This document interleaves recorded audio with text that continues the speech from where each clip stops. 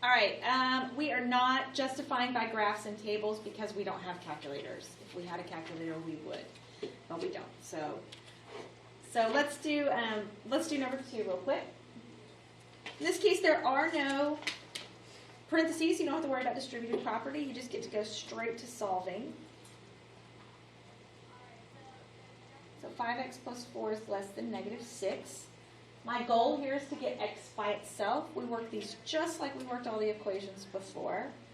That means I have a 5 and a 4 to get rid of. I'm going to get rid of what's most loosely attached, which would be the 4, by subtracting 4 from both sides. It gives me 5x is less than -10. Still trying to get x by itself. So I'm going to divide by 5. You do not flip the sign in this case because you only flip the sign if you are multiplying or dividing by a negative. So if the negative is on bottom of the division, and it's not. So this is going to be x is less than -2. So if I was going to show that graphically on a number line, that would be -2, open dot, shaded to the left because it points to the left. If I was going to write this one in interval notation, this time I'm going to read from left to right. I start at an arrowhead. That means I'm starting at -infinity. Comma represents the shaded area. -2 is the number, parentheses because it's open. Is everybody okay? Interval notation just takes a little bit of getting used to if you're not used to it. I know, like I've dealt with this a lot with my college algebra class, because y'all didn't get to finish Algebra 2. You probably didn't get as much practice with interval notation as you probably normally would have. So it just takes a little bit of practice. So just hang with me and we'll see. All right, so on this one, we do have parentheses. So we have to distribute.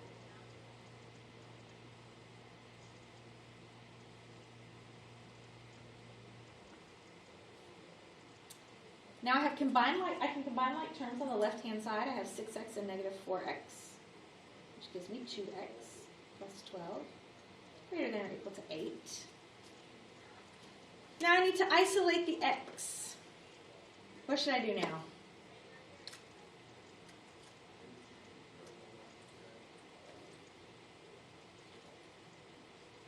I have to get rid of a 2 or a 12. Which one should I get rid of first? 12. Good. So I'm going to subtract 12 from both sides.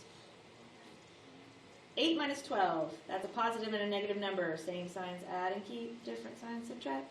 Take the sign of the higher number. So it's -4. Now I can get rid of the 2 by dividing by 2. And again, you don't flip the signs this time, even though the 4 is negative, because the 2 is not. It's only if you multiply or divide by a negative. So I get x is greater than or equal to -2.